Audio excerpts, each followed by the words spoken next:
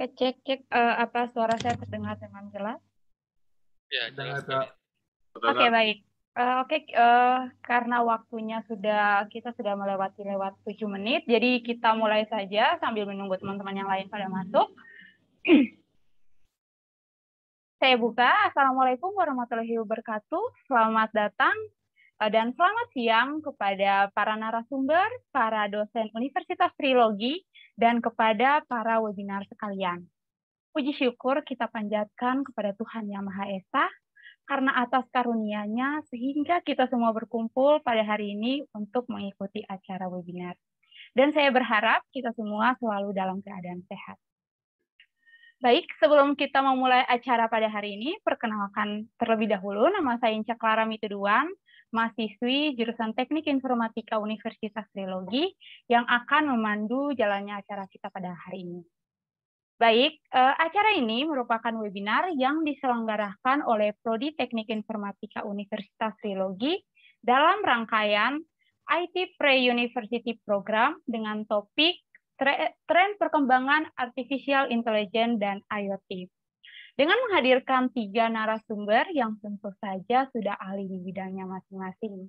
Nah, kita perkenalan dulu nih pada narasumber kita yang pertama, ada Bapak Insinyur Yada Rabula. Beliau merupakan Kepala Program Studi Teknik Informatika Universitas Trilogi. Dan narasumber kita yang kedua ada Kak Aldi Wiliar Eskom yang merupakan alumni dari program CCIT Universitas Trilogi. Dan untuk narasumber kita yang ketiga ada Bapak Ketut Bayu Yoga Bintoro Eskom MCS. Nah, beliau ini merupakan salah satu dosen dari Prodi Teknik Informatika Universitas Trilogi. Baik, demi kelancaran acara webinar kita pada hari ini, saya akan membacakan susunan acaranya. Yang pertama adalah pembukaan, yang kedua adalah menyanyikan lagu Indonesia Raya dan himne Trilogi. Ketiga adalah masuk pada acara inti, yaitu pemaparan materi oleh ketiga narasumber. Dilanjutkan dengan sesi tanya-jawab pada akhir, dan yang terakhir yaitu penutup.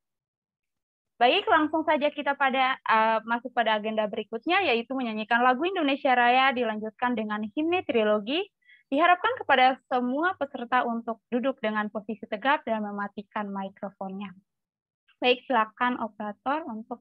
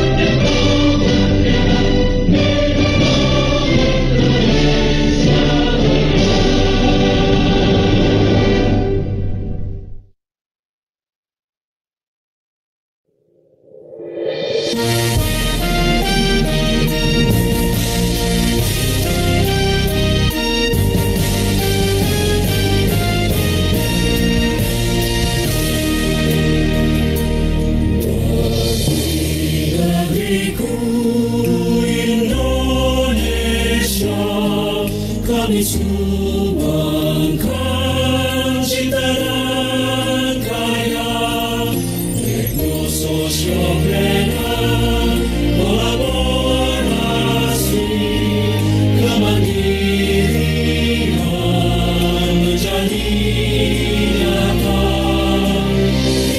integritas keunggulan kebersamaan kemandirian berinovasi tiada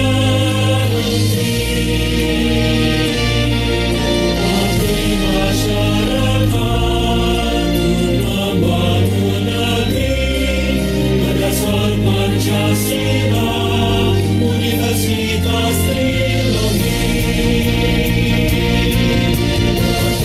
Indonesia kita bersama Universitas Trilogi bisa berjaya membanggakan kita Universitas Trilogi.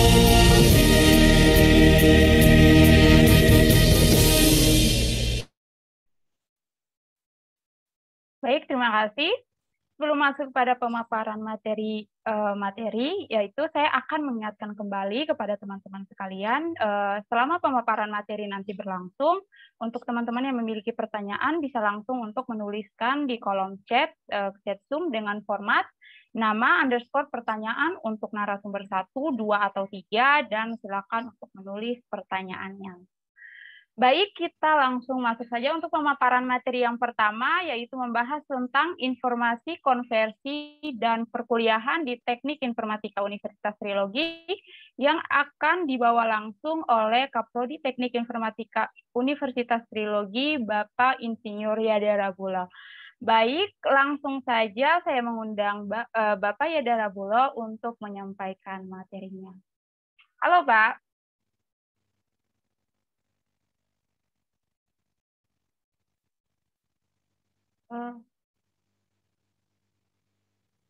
Oke, apakah Bapak Yada ada? Oke, halo? Halo Pak Yada? Ya, halo. Masih mute. Oke, sudah siap ya Pak? Ya. Oke, baik. Bisa dimulai sekarang. Silakan Pak. Oke, bismillahirrahmanirrahim. Assalamualaikum warahmatullahi wabarakatuh. Selamat siang semuanya. Pertama, marilah kita panjatkan puji dan syukur kehadirat Allah Subhanahu wa Ta'ala yang berkat rahmat dan hidayahnya, alhamdulillah kita bisa berkumpul di acara webinar hari ini dengan topik IT Pre-University Program, dan nanti ada materi yang akan disampaikan oleh narasumber kita berkaitan dengan perkembangan teknologi artificial intelligence dan Internet of Things. Saya mengucapkan terima kasih juga kepada narasumber. Di sini ada Bapak Iketut Bagi juga Bintoro MCS, dan juga ada Mas Aldi Wiliar Eskom. Tak lupa saya juga aturkan terima kasih kepada para peserta yang hari ini menyempatkan waktunya untuk menyaksikan acara webinar kita. Acara webinar ini kita selenggarakan selama 3 sesi ya. Ini adalah sesi pertama, nanti minggu depan sesi kedua, sampai di minggu ketiga itu adalah sesi terakhir. Acara ini kita selenggarakan dalam rangka untuk membekali calon-calon mahasiswa baru, terutama di studi teknik informatika, untuk bisa mengenal seperti apa perkembangan teknologi IT dan seperti apa nanti tren, ya, tips trik, lalu apa saja yang bisa dilakukan dari awal saat ini, sehingga nanti ketika mulai kuliah sudah tahu apa yang mau dikembangin oleh para mahasiswa baru. Dalam kesempatan ini ada beberapa hal yang ingin saya sampaikan selaku perwakilan program studi teknik informatika. Saya mohon izin share screen terlebih dahulu.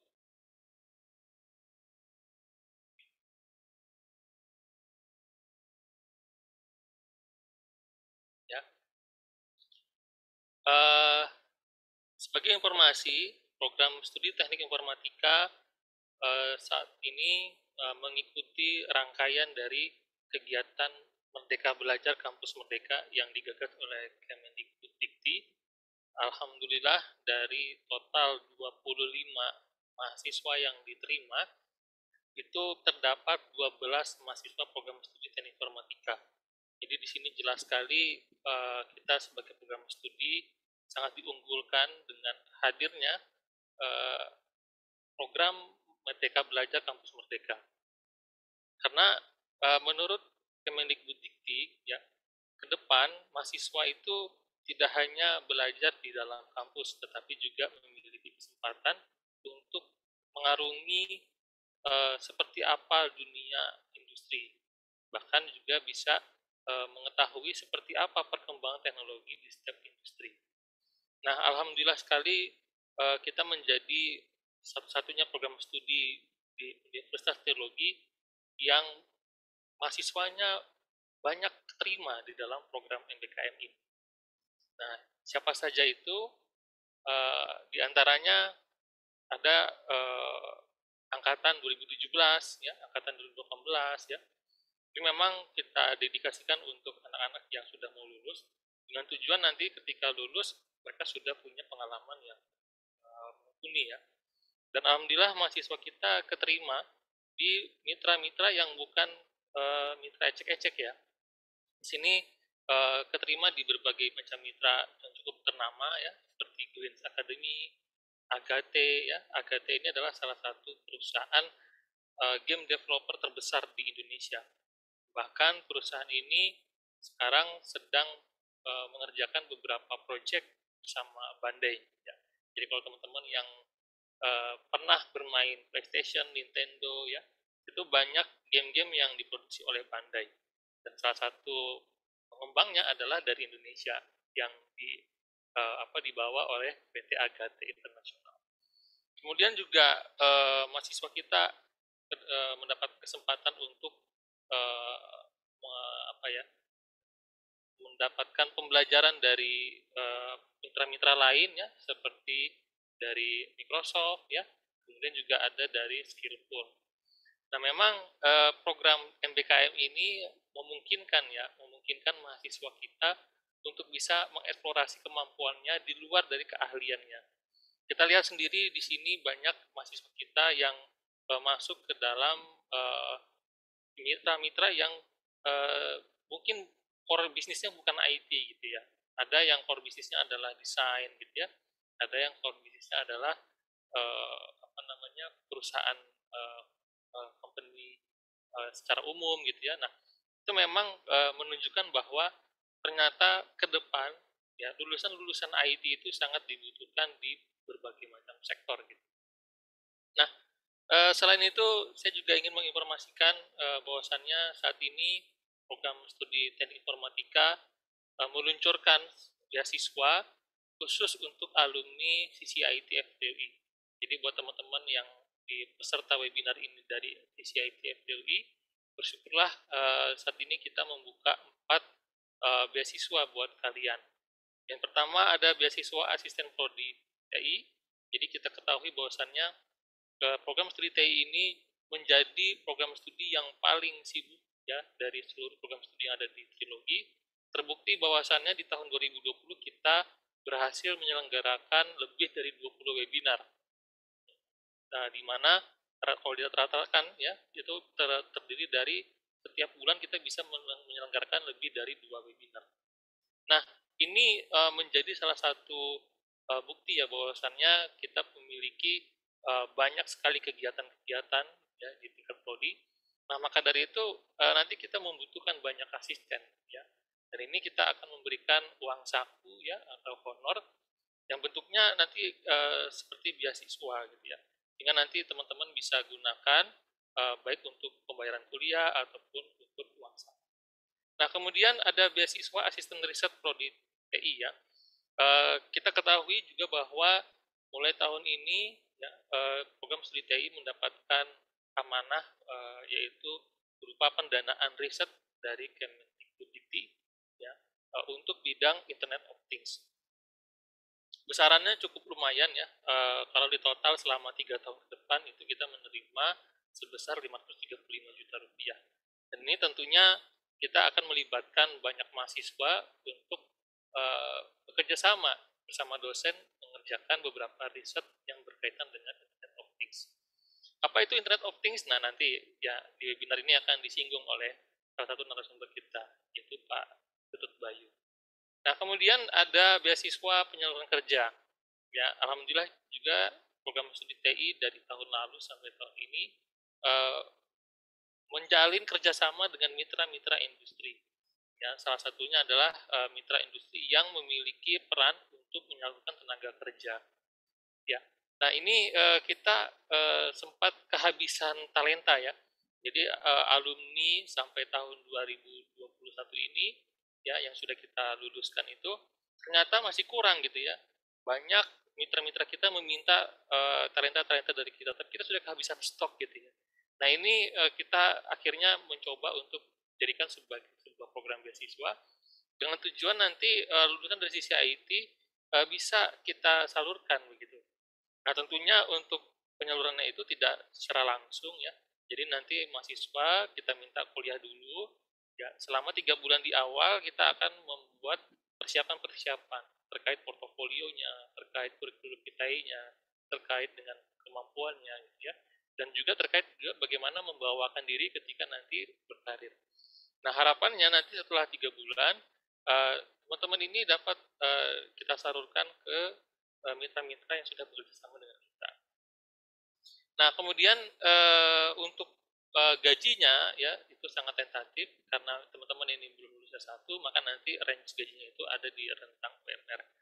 Ya, walaupun demikian nanti tetap bisa melanjutkan studi di program studi TI ya, karena kita juga menyelenggarakan kelas karyawan.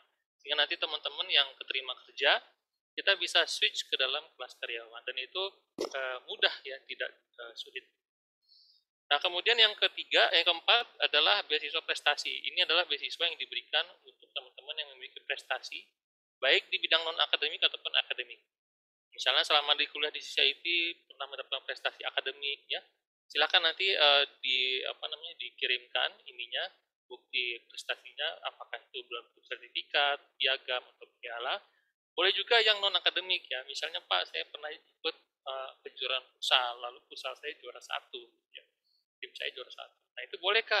Boleh ya, yang penting ada bukti. Nah, itu nanti akan mendapatkan beasiswa yaitu free pembayaran untuk 1 semester dan nanti akan dilihat kembali kalau misal di semester-semester berikutnya prestasi juga akan mendapatkan beasiswa yang sama.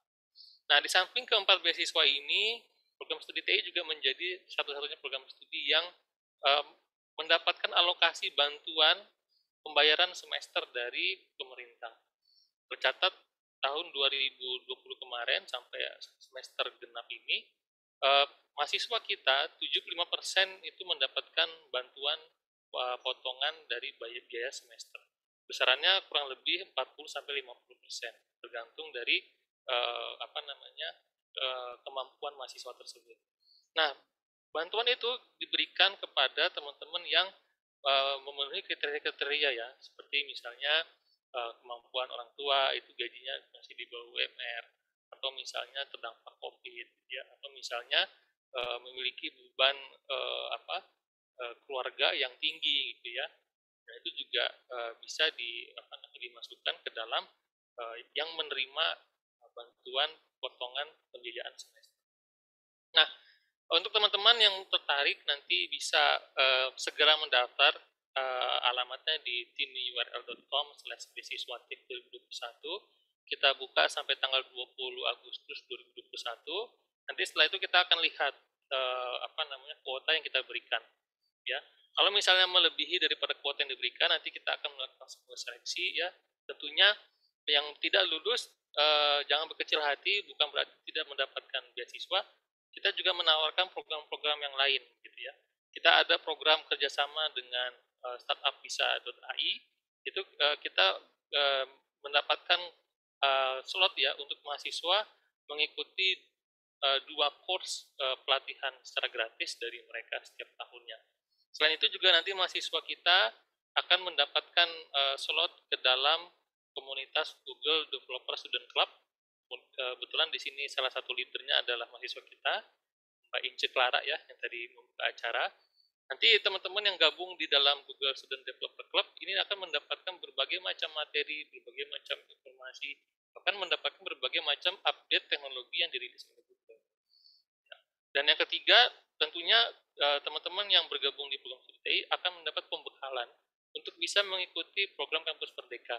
Ya, ini adalah salah satu upaya dari program studi TI ya, walaupun teman-teman nanti tidak dapat beasiswa, tetap juga akan mendapatkan hal-hal lain yang bisa membuat personal branding dari teman-teman ini menjadi lebih baik dan lebih bagus.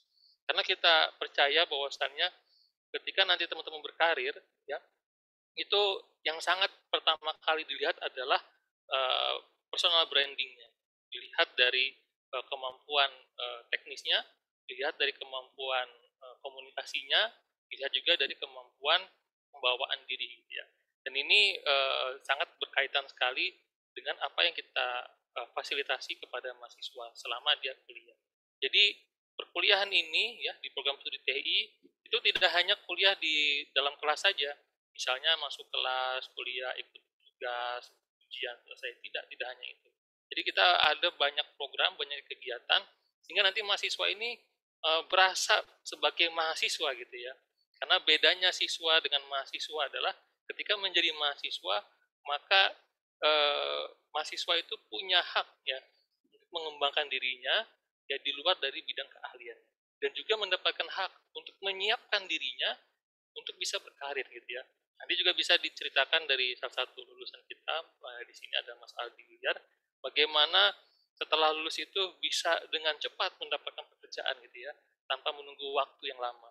Bahkan di era pandemi sekarang ini pun, ketika kita lihat banyak terjadi PHK ya, banyak terjadi penurunan ekonomi dari masyarakat kita, tapi pekerjaan yang masih bertahan dan bahkan membuka lowongan yang sangat besar itu adalah pekerjaan yang berkaitan dengan IT. Karena memang ke depan ini perusahaan-perusahaan ya baik yang swasta, nasional ataupun multinasional itu melihat seorang yang memiliki kemampuan IT itu adalah seorang yang memiliki keahlian khusus gitu ya untuk bisa menghasilkan sebuah sistem berbasis komputer baik itu web based, mobile apps atau mungkin desktop apps itu nanti tujuannya untuk meningkatkan nilai ekonomi dari perusahaan tersebut. Dan tentu di era pandemi saat ini bagaimana meningkatkan nilai ekonomi itu salah satu perannya adalah penggunaan teknologi ya atau yang kita kenal dengan era digitalisasi. Ya. Dan ini sangat membutuhkan banyak sekali talenta-talenta yang memiliki skill IT. Nah, itu mungkin dari saya, Mbak Ince, sekilas pandang tentang program studi teknik informatika. Sekali lagi saya mengucapkan kepada teman-teman peserta, selamat menyaksikan webinar ini, dan tentunya ikuti terus kegiatan kita ya. Kita update juga di IG ya, kepoin juga di @trilogiti. Kita juga akan update di YouTube channel kita di Informatika Universitas Trilogi. Itu saja dari saya. Terima kasih. Assalamualaikum warahmatullahi wabarakatuh. Waalaikumsalam. Baik, terima kasih Pak atas pemaparan materinya. Jadi untuk teman-teman sekalian yang sekiranya materinya tadi teman-teman tertarik untuk mengetahui lebih lanjut, mungkin teman-teman bisa menghubungi nomor PIC yang sudah dicantumkan di kolom chat Zoom, atau tidak bisa untuk DM langsung di IG Prodi TI. Baik, langsung saja kita masuk ke pemaparan materi yang kedua, yaitu membahas tentang tips sukses berkarir sebagai mobile developer yang akan dibawakan oleh Kak Aldi Wilyar Eskom, yang seperti sudah saya jelaskan tadi sebelum saya perkenalkan sebelumnya tadi, bahwa Kak Aldi ini merupakan alumni program CCIT Universitas Trilogi. Baik, tanpa menunda lagi, saya persilakan Kak Aldi untuk menyampaikan materinya. Baik, terima kasih Inca. Assalamualaikum warahmatullahi wabarakatuh. Selamat siang semuanya. Terima kasih kepada Prodi TI telah mengundang saya sebagai pembicara di sini untuk bercerita, berbagi pengalaman lah, bagaimana saya kuliah hingga lulus dan bekerja. Jadi perkenalkan, saya Aldi Wiliar, saya alumni dari CCIT FTUI angkatan 2013 dan lanjut konversi di trilogi angkatan 2015. Jadi CCIT waktu saya masuk itu sebenarnya awalnya belum kerjasama sama trilogi sih. Jadi pas saya mau lulus itu ada kabar bahwa ada kerjasama sama trilogi. Ya akhirnya saya sama teman-teman yang lain juga itu bergabung ke trilogi. Awalnya kita nyari informasi dulu sih, trilogi itu apa sih, karena kan baru dengar gitu waktu itu, katanya juga ini kan baru jadi universitas ya, dulu itu kan STEPI, terus ganti jadi universitas, itu jadi baru dengar tuh nama trilogi gitu. Nah, untuk cari tahu, terus sempat main juga ke trilogi, dan akhirnya saya sama teman-teman kelas itu tertarik nih untuk join ke trilogi, karena ada banyak pilihan apa namanya, komunitasnya gitu, terus ada berbagai macam organisasi juga, ada UKM-nya juga, terus akhirnya ya memutuskan untuk lanjut konversi ke trilogi itu tahun 2015 setelah lulus dari CCIT. Nah, di trilogi itu waktu saya di sana itu ini sih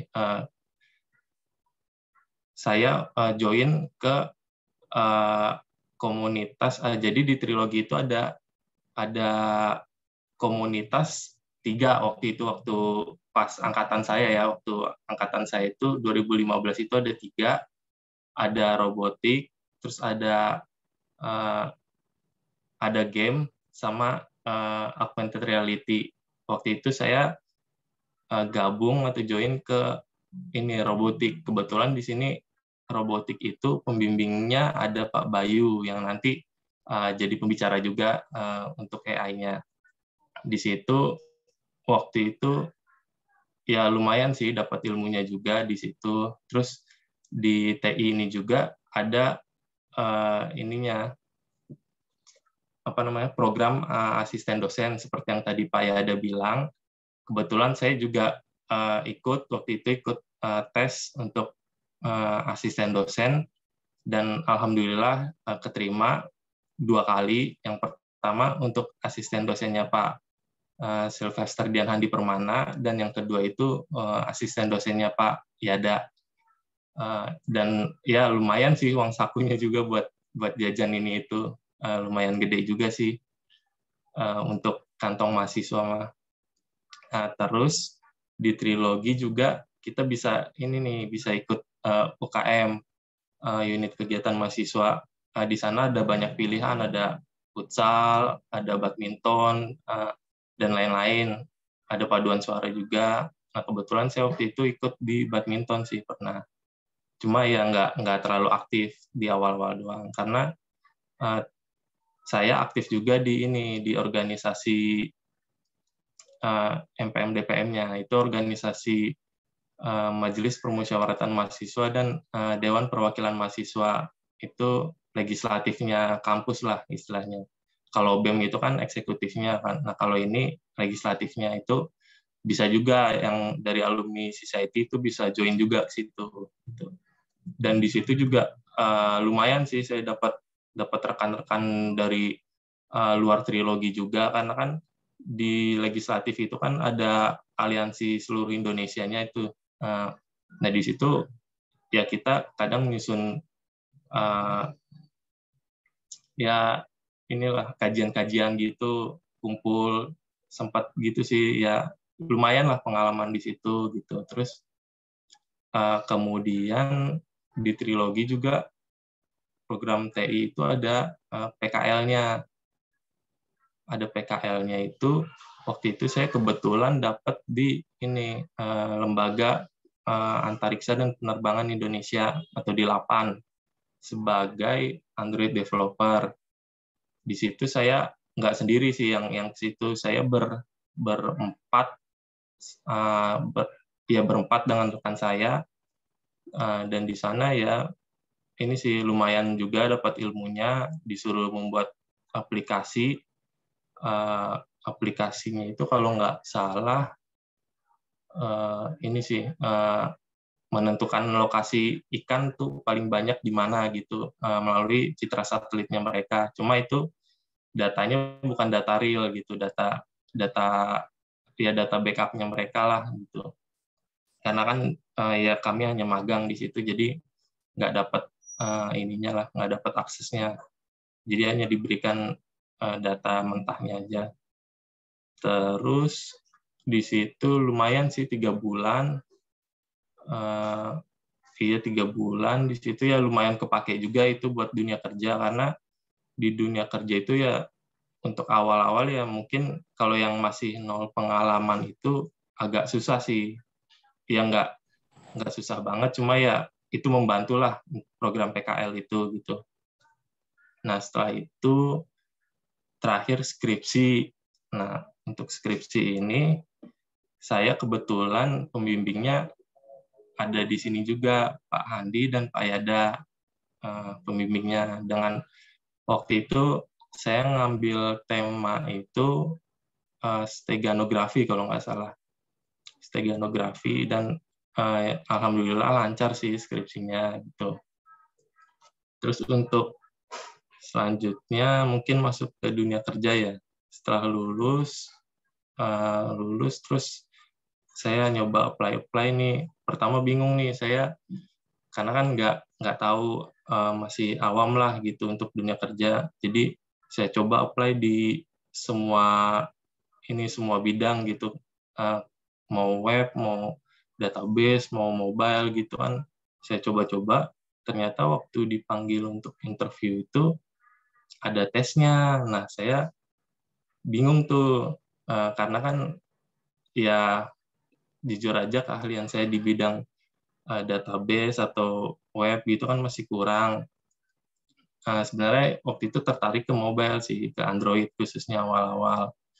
Terus ya akhirnya untuk yang web atau yang database gitu, yang security system itu ya saya nggak keterima karena nggak punya keahlian di situ gitu.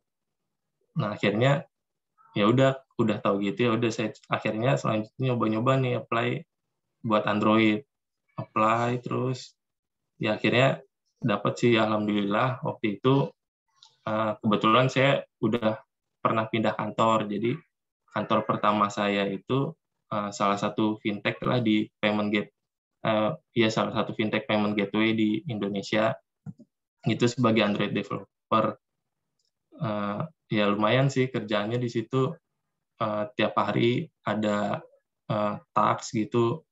Tasknya itu berupa ya mau bugs atau mau tambah fitur baru seperti itu. Nah terus setelah di sana lumayan lama, agak bosen nih, gitu. Kok gini-gini doang gitu, kayak nggak berkembang. Karena kan startup ya, itu termasuk startup juga, jadi orangnya juga masih nggak terlalu banyak. Terus ya pengalamannya gitu-gitu aja. Terus akhirnya saya coba apply gitu, terus akhirnya ada nih panggilan di salah satu di media di Indonesia, di Transmedia. Akhirnya saya nyoba di situ, ikutin tesnya, dan alhamdulillah saya dapat di Transmedia sebagai mobile apps developer, megang React Native. Ya dapat di situ, ya alhamdulillah sih, pengalaman baru lagi di situ, terus orang-orang baru lagi, karena kan setiap orang punya pengalaman beda-beda ya, jadi senang aja dengar cerita dari orang-orang di situ gitu. Terus di situ juga orangnya banyak kan, jadi ya mudah-mudahan nggak boring sih di sini gitu.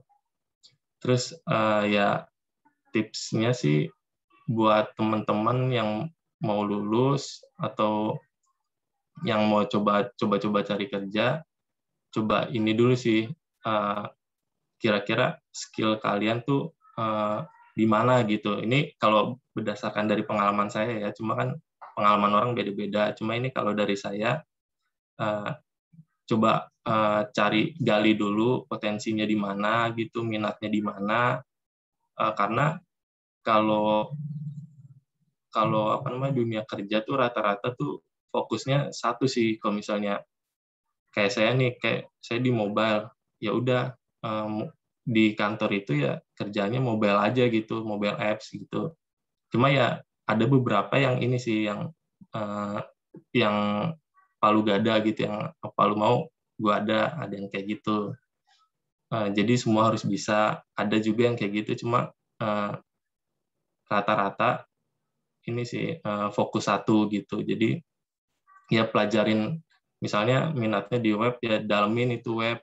Web itu kan ada back end, ada front end. Nah itu fokusin lagi tuh mau ke back end atau front end gitu. Itu sih paling tips and triknya. Terus ya gali potensi terus sih, maksudnya belajar terus gitu, karena di dunia kerja itu ya meskipun kita ada tim, cuma kan kita tetap harus upgrade skill kita juga gitu. Masa mau di situ-situ doang gitu kan? Ya setidaknya kita ada target gitu, dalam berapa tahun mau jadi lead nih, mau jadi lead tech-nya, atau udah jadi lead tech ya upgrade lagi skillnya, ntar jadi project manager gitu, atau ntar udah jadi project manager up skill lagi jadi head gitu ya. Intinya itu sih dari diri kita juga gitu ya, upgrade skill terus ya belajar terus gitu, banyakin pengalaman, ketemu orang juga, atau ikut komunitas berguna juga sih itu, karena kan di luar sana kan banyak banget tuh komunitas-komunitas, maupun komunitas Android atau web itu banyak. Di Depok juga banyak sih, saya pernah tuh ikut komunitas Android di Depok. Cuma sekarang karena pandemi jadi udah nggak pernah datang lagi, udah nggak pernah kesana lagi gitu, udah nggak pernah ikut. Itu juga berguna banget sih, karena di sana ngebahas teknologi coding ya, apapun itu kan. Kalau Android native itu kan ada pakai Android Studio, nah di situ dibahas apa sih yang terbaru, terus cara-caranya tuh kayak algoritma terbaru tuh seperti apa, kalau mau bikin ini seperti yang efisien tuh bagaimana. Itu berguna banget sih itu. Paling itu aja sih cerita dari saya, sharing dari saya. Mungkin kalau ada yang mau ditanyakan dipersilahkan ya. Ya Kak, selesai untuk pemaparan materi ketiga, terus nanti kita akan masuk untuk sesi tanya jawab. Oke. Oke, baik. Terima kasih Kak Aldi atas sharing pengalamannya kepada kita semua. Kita langsung saja nih masuk untuk pemaparan materi yang ketiga, yaitu membahas tentang tren dan perkembangan AI dan IoT pada industri. Nah, materi ini akan dibawa oleh Bapak Iketut Bayu Yoga Bintoro Eskom NCS. Nah, beliau ini merupakan salah satu dosen dari Prodi Teknik Informatika Universitas Teknologi. Oke, baik, langsung saja saya persilakan Pak Bayu untuk menyampaikan materinya. Pak. Baik, ya baik Mbak Ince, makasih atas kesempatan yang diberikan. Halo, selamat pagi, selamat sore ya semuanya. Ini calon mahasiswa baru berarti ya? Atau Benar, sudah Pak. jadi mahasiswa nih? Sudah jadi mahasiswa kayaknya ya, tinggal nunggu kuliah ya. Oke. Ada yang sudah jadi, ada yang belum. Baik, oke. Apapun itu, tetap semangat ya. Semoga kalian tetap sehat selalu, tetap semangat menjalani proses yang akan kalian lalui ke depannya, gitu. Ya, dan semoga pada kesempatan siang hari ini kalian gak ngantuk ya. Ini jam tidur jam 1:30 soalnya. Oke, terus materi saya tentang artificial intelligence lagi. Wah, berat juga gitu. Terus berapa lama waktu yang diberikan Mbak Ince? Ada waktunya? Kita selesainya rencananya jam 2.30 setengah 3, Pak. Oke, baik. Oke, berarti tanpa berlama-lama, mari izinkan saya untuk share screen dan menyampaikan paparan materi yang saya akan paparkan ya buat teman-teman sekalian. Sebentar.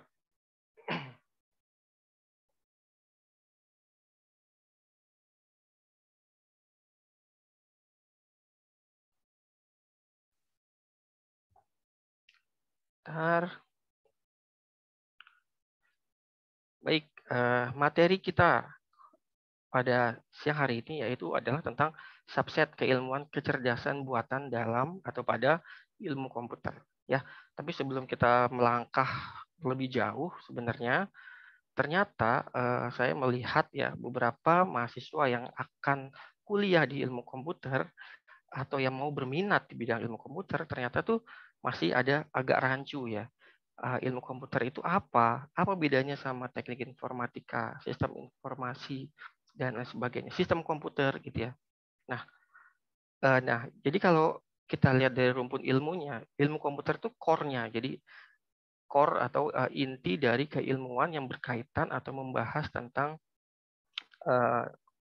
fundamental dan aplikatif dari ilmu komputer itu sendiri gitu ya. Jadi ini adalah ancestor-nya gitu. Jadi yang intinya. Nah, nanti ilmu komputer itu dipecah-pecah lagi. Ada yang berbicara tentang hardware-nya, ada yang berbicara tentang software-nya, ada yang berbicara tentang implementasi dan pemanfaatannya di dalam dunia kerja atau organisasi seperti itu.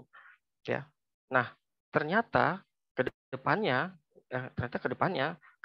baik itu berkaitan dengan hardware, software ataupun dengan pemanfaatannya dalam organisasi, semuanya memiliki potensi pekerjaan atau riset yang sangat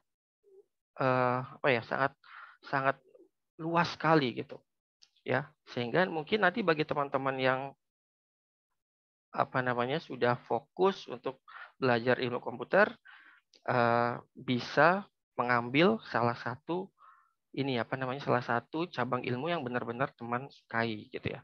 Nah, kalau di teknik informatika ya, itu merupakan salah satu bidang atau bidang cabangnya dari ilmu komputer yang berkaitan dengan pengembangan software ya.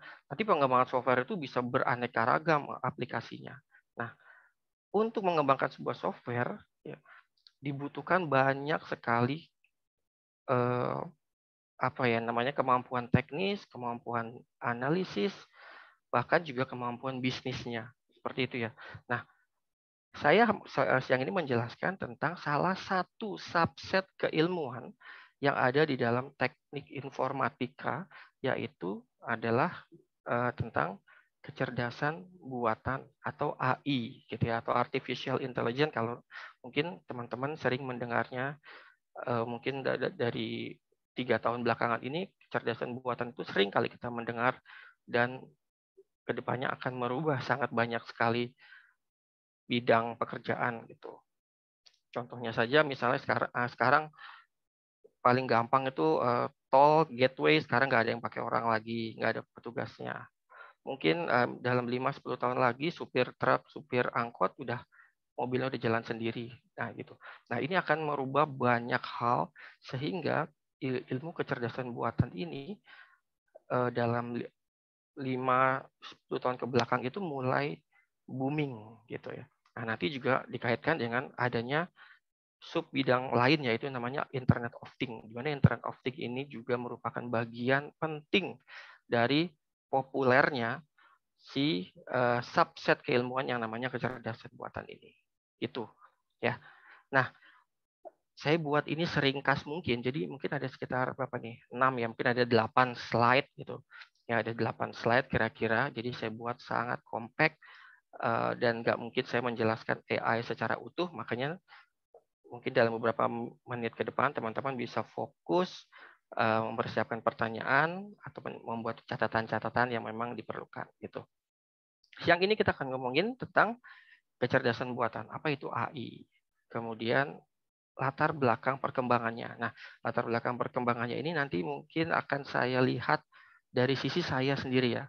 Karena saya sudah mulai atau fokus di AI atau AI itu dari 2010 ya 2019 2010 gitu saya udah mulai berkecimpung di AI. Nah, nanti akan saya lihat dari sudut pandang saya paling tidak seperti itu. Ya, kemudian kita akan belajar tentang dasar pengetahuan yang diperlukan. Nah, nanti kan teman-teman akan melakukan studi S1 di Teknik Informatika gitu ya. Nah, nanti teman-teman bisa gini, mengetahui misalnya hari ini saya belajar logika matematika misalnya. Nanti logika matematika itu bisa dipakai buat apa sih? Nah, itu sering banget klasik gitu ya mahasiswa, jadi dia belajar sesuatu tapi dia sebenarnya nggak tahu untuk apa itu, terutama bidang-bidang mata kuliah yang sifatnya tuh dasar atau fundamental kayak matematika dasar, matematika diskrit, teori bahasa otomata dan lain sebagainya. Nanti kita akan ngomongin itu ya, apa saja dasar pengetahuan yang diperlukan bagi kita saat kita ingin berfokus pada bidang sub bidang kecerdasan buatan di ilmu komputer gitu. Terus nanti kita ngomongin overview bidang-bidang AI. Nah, nanti saya ingin menjelaskan lebih detail kenapa sih orang AI, sarjana ilmu komputer itu ya, mungkin terutama yang berkecimpung di bidang AI gitu ya, topik atau fokus itunya dia keahliannya itu sangat sangat terbuka sekali. Nah, nanti kita akan bahas di sini. Kemudian nanti ada beberapa informasi tentang bidang minatnya ya. Bidang minat di Teknik Informatika Universitas Trilogi apa saja. Terus yang terakhir nanti ada tips studi S1 di masa pandemi dari saya. Oke, lanjut. So, apa itu kecerdasan buatan atau AI? Nah, ini mudah-mudahan mulai gak ngantuk. Ya, dan ini kesimpulan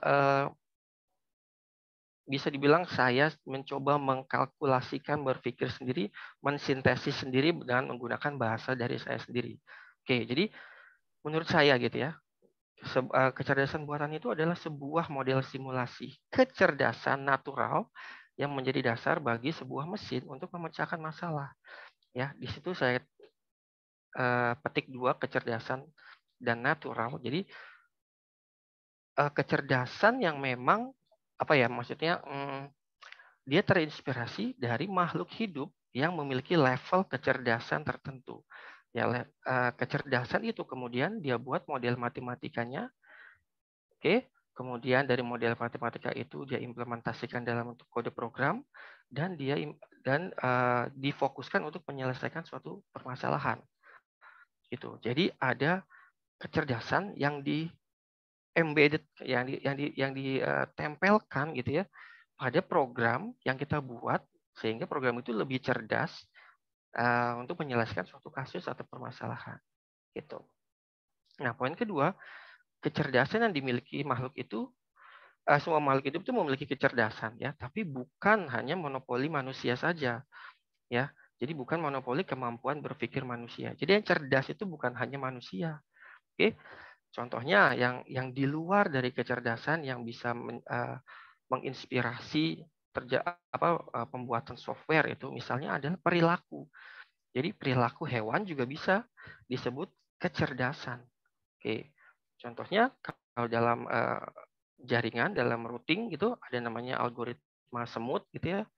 Jadi yang semut itu kan dalam tanda kutip nggak cerdas ya. Tapi perilaku dari semut yang dapat menyelesaikan suatu kasus tertentu, di mana kasus yang dia selesaikan itu punya relevansi ya dengan mekanisme routing misalnya di jaringan gitu. Nah, kita bisa loh menirukan apa yang dilakukan semut, kita buat model matematikanya dan dibuat kode programnya untuk routing, untuk masalah routing kayak gitu. Atau rayap atau laba-laba atau kunang-kunang ya. Jadi ada banyak, gak hanya manusia. Kalau di manusia nanti yang dicontohkan salah satunya adalah ini learning ya. Jadi learning itu bagaimana cara berpikir kita. Nanti ada namanya JST, jaringan saraf tiruan. Atau dari contoh alamiah kayak teori evolusi ya, nanti ada namanya algoritma genetika dan sebagainya. Itu. Ya, jadi definisi cerdas itu bisa segala macam. Sehingga nanti kalau buat teman-teman yang untuk tugas akhir dan fokus pada kecerdasan buatan AI ya, dan pecahannya termasuk IoT juga gitu, itu jadinya banyak banget yang bisa dibahas secara mendalam, secara lebih spesifik gitu ya. Jadi judul kalian nanti di akhir gitu. Oke. Nah, kenapa saya membuat definisi berdasarkan pengalaman yang saya pernah lalui atau saya pernah pelajari? Karena definisi artificial intelligence itu selalu berubah-ubah ya. Mungkin waktu 2010, 2009 itu belum ada yang namanya misalnya ini apa namanya? Big data kayak gitu itu belum masuk. Tapi sekarang big data udah mulai menjadi salah satu didefinisikan sebagai salah satu sub ya dari definisi kecerdasan buatan itu sendiri gitu. Jadi definisinya akan selalu berkembang, setiap orang juga memiliki definisinya masing-masing, akan tetapi memang core-nya sama gitu ya. Lanjut. Nah, ini ya kalian beruntung ya kalau di masa sekarang ini AI itu mulai berkembang, terus banyak software yang juga sudah banyak membahas mempermudah tentang AI gitu ya. Kalau kita mau mengimplementasikan suatu metode AI di dalam pemrograman atau menjadikan aplikasi dan lain sebagainya udah banyak gitu. Karena 10-15 tahun yang lalu ini bukanlah suatu keilmuan yang favorit ya. Masih sangat terbatas gitu. Jadi mungkin hanya beberapa kampus juga yang mungkin memiliki lab khusus AI seperti itu. Dan itu kalau kita mau beli peralatannya atau mau beli software-nya itu mahal. Jadi untuk kantong-kantong mahasiswa itu sangat memberatkan. Nah, itu juga menjadi salah satu kenapa di Indonesia belum berkembang gitu. Tapi 10-15 tahun yang lalu di luar negeri itu sudah sangat booming gitu. Jadi kita udah ketinggalan kira-kira 10 tahun lah menurut saya gitu ya. Kita ketinggalan sekitar 10 tahun gitu. Selain segmentasi yang terbatas, juga kita harus tahu dasar pengetahuannya gitu. Nah, dasar pengetahuannya ini nanti saya bahas di slide berikutnya ya. Apa saja dasar yang memang kita harus ketahui. Jadi nggak bisa ujuk-ujuk langsung bisa pinter di AI ya. Itu nanti ini saya harapkan juga bisa menjadi bayangan nanti saat teman-teman mulai berkuliah. Jadi tahu tujuannya apa belajar suatu mata kuliah gitu. Ya. Nah, khusus di Indonesia masih ada gap keilmuan fundamental dengan aplikatif. Nah, ini berhubungan nih sama yang segmentasi terbatas tadi. Karena di Indonesia pada waktu itu adalah risetnya masih di ranah S2 dan S3. Jadi masih di fundamentalnya, di teoretikalnya, gitu ya. Karena di model matematikanya, kemudian masih desainnya, tapi belum sampai yang ke aplikatif. Dikarenakan mungkin banyak hal ya. Tidak seperti sekarang semuanya dipermudah, bahkan bisa diakses lewat HP dan lain sebagainya. Gitu. Keempat, nah perkembangan mulai masif saat bermunculan software yang dapat mensimplifikasi dasar pengetahuan komputasi yang lebih aplikatif. Nah nanti kalau dulu saya untuk membuat suatu metode itu dari scratch gitu ya, dari awal kita coding dan ada matematikanya, kita buat kode program. Kalau sekarang tinggal panggil kelasnya seperti apa. Tinggal panggil kelasnya, kita inputkan apa variabelnya, jadi udah dipermudah. Jadi kita tinggal fokus untuk variabel kasus-kasus apa saja yang dibutuhkan gitu. Ya. Jadi teman-teman di era sekarang manfaatkanlah teknologi yang ada sekarang untuk benar-benar mengembangkan kemampuan teman-teman ya. Dan ini tidak hanya terjadi di AI ya, tidak hanya terjadi di AI, tapi juga di banyak bidang lainnya gitu. Di samping ini di bawahnya ada kemajuan industri, teknologi komunikasi, perilaku masyarakat yang berubah, yang sekarang itu dalam tanda kutip lebih instan gitu ya, itu juga sangat mendorong perkembangan AI ya. Dari teknologi komunikasi itu juga muncul yang namanya teknologi Internet of Things. Itu dari teknologi dari Internet of Things ini benar-benar kita bisa memanfaatkan potensi AI secara masif. Jadi tidak tidak hanya bisa diakses oleh 1 atau 2 orang, tapi kita bisa share, kita bisa saling kita melakukan prosesnya di titik kita melakukan riset di titik A, tapi menyimpannya bisa di titik B. Kemudian kita bisa mengontrol sesuatu dari jarak jauh, misalnya seperti itu. Ya, ini benar-benar kemudahan-kemudahan yang memboost AI dalam periode sekarang ini. Saya nggak tahu sampai berapa tahun ke depan. Gitu. Nah, ini penting ya buat teman-teman yang baru masuk atau baru join di teknik informatika dan baru mulai semester pertama. Nah, ini adalah dasar pengetahuan yang diperlukan. Ya, mungkin nanti dalam 1 tahun pertama atau 2 tahun pertama, teman-teman akan banyak belajar tentang dasar logika matematika, ya, dan matematika diskrit seperti itu ya. Saya harap tidak kaget gitu.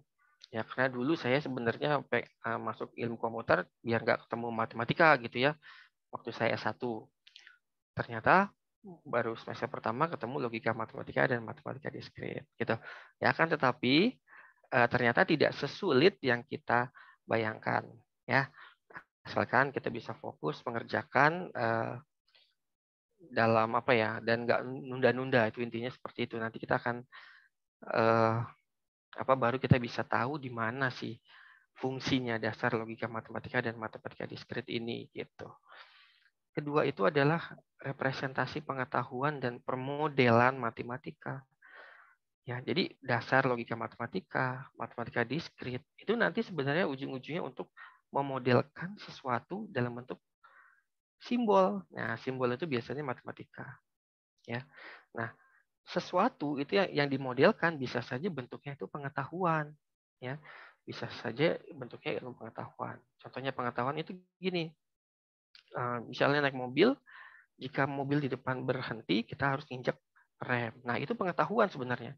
Tapi bagaimana merepresentasikan pengetahuan itu dalam bentuk model matematika, sehingga dari model itu nanti kita bisa bikin mesinnya.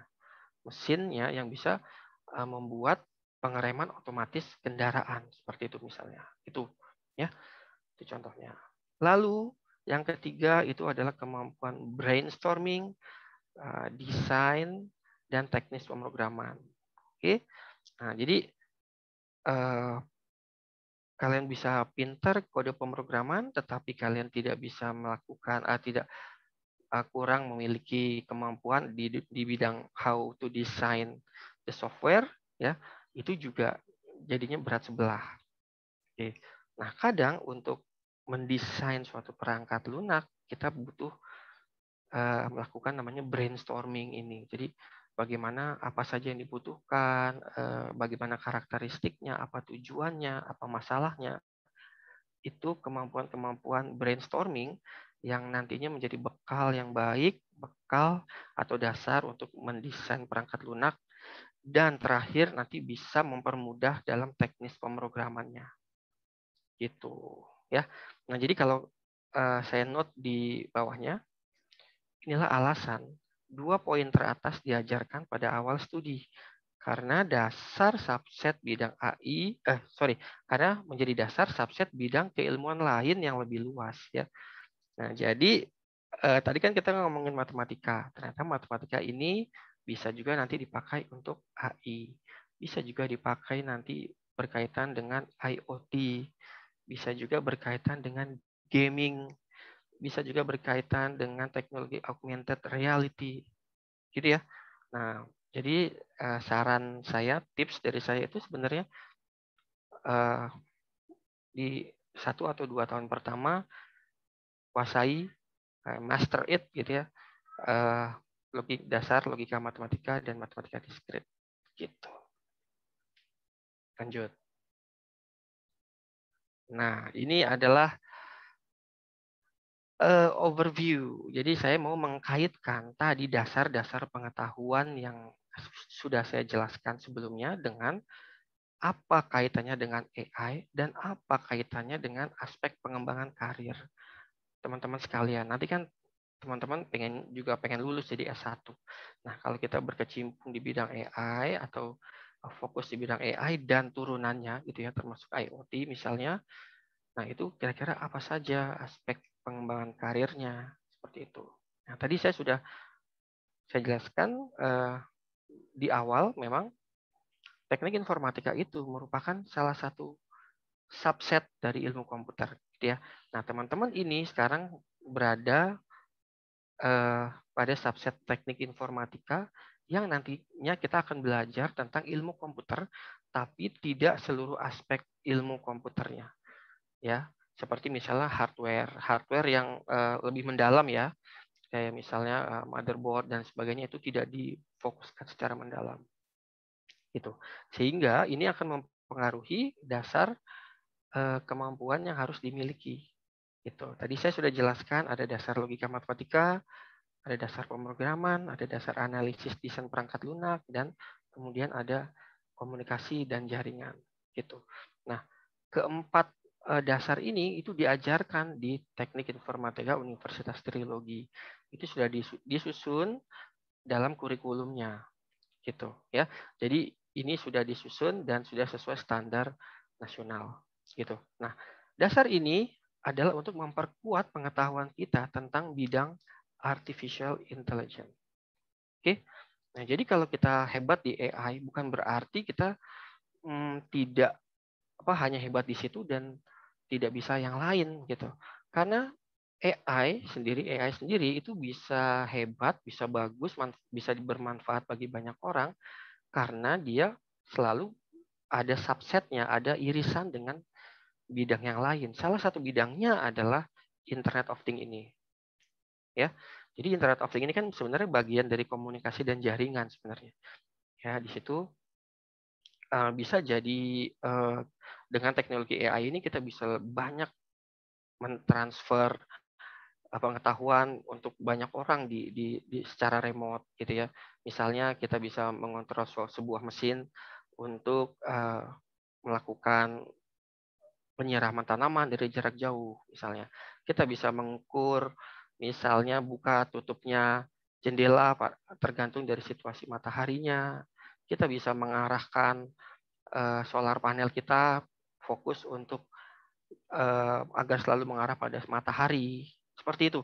Nah, itu contoh-contoh internet bidang-bidang atau aplikasi Internet of Things yang memang bisa sangat berguna dan bahkan di masa sekarang ini itu mungkin udah menyatu dengan AI itu sendiri ya. Jadi sistem yang cerdas, tapi dia juga fleksibel, bisa diakses dari secara remote, gitu ya, bisa diakses oleh banyak orang dan lain sebagainya. Jadi efisien. Gitu. Nah, lanjut ya. Nah, ini kalau kita ngomongin AI, ini teman-teman bisa lihat nih, ada banyak sekali sub bidang AI yang nanti mungkin nantinya akan menjadi bidang minat teman-teman sekalian. Gitu. Jadi ada bidang AI yang memfokuskan pada deep atau shallow learning tentang machine learning gitu ya. Ada yang bidang AI yang berkaitan dengan optimisasi seperti algoritma genetika dan sebagainya. Ada yang untuk image processing, memproses image, kemudian mengenali suatu image dan mengartikulasikan image itu apa, gitu ya. Ada yang nanti mengarah ke signal processing. Nah, signal processing ini juga lumayan baru nih ya, baru mulai booming. Dulu tuh signal processing seperti dunia terpisah dari AI, karena ini masuknya ke komputasi. Tuh. Ada yang masuknya ke pattern recognition, language processing, ya, jadi translasi bahasa dan lain sebagainya. Computer vision, intelligent transport system ini kepotong ya, ITS, lalu control system, otomasi, big data analysis dan lain sebagainya. Ada banyak sekali yang bisa teman-teman pilih nanti bidang minatnya yang nanti bisa teman-teman fokuskan sehingga nanti benar-benar teman-teman bisa master di situ gitu ya. Nah, saya nggak bisa jelasin lebih lanjut lagi tentang ini dan saya harapkan mungkin nanti ada pertanyaan-pertanyaan dari teman-teman sehingga bisa saya jelaskan lebih lanjut gitu. Ya. Oke, selanjutnya adalah setelah kita tahu bidang-bidang AI ini sangat banyak sekali. Ini masih ada dan sebagainya, berarti masih ada banyak lagi sebenarnya di bawahnya gitu. Ya. Kemudian ini sebenarnya adalah potensi. Oke. Ini adalah potensi. Jika teman-teman misalnya ahli di image processing, misalnya gitu ya. Nanti udah belajar di teknik informatika, teman-teman jago di image processing, memilih karirnya di image processing. Nah, image processing ini bisa dipakai di banyak bidang. Astronomi, ya untuk mendeteksi bintang, misalnya gitu ya.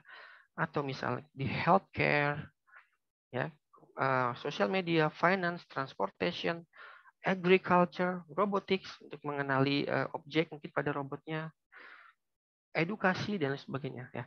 Jadi uniknya adalah dengan menguasai salah satu sub bidang dari AI, ya kita bisa bereksplorasi lebih banyak, bahkan bisa mengembangkan karir yang lebih luas pada banyak bidang yang lain, gitu. Ya, itu. Terus kalau kita udah mengembangkan karir, itu bisa kita jadikan kita bikin startupnya untuk bisa kita supaya bisa berbagi untuk banyak orang kebermanfaatannya seperti itu. Nah ini nanti ada sisi-sisi kewirausahaan dan sisi sosialnya yang juga nanti diajarkan. Saya agak lupa pada tingkat berapa, tapi nanti akan ada kurikulum yang membahas tentang bagaimana caranya untuk mempromot, memasarkan apa yang sudah kita buat seperti itu. Nah, jadi teman-teman tidak harus nih menguasai keseluruhan ini, tapi satu sub bidang ini ya di mastered gitu ya, dibuat teman-teman tuh jago banget di situ, sehingga nanti bisa dipakai di banyak sisi, di banyak bidang kehidupan gitu ya.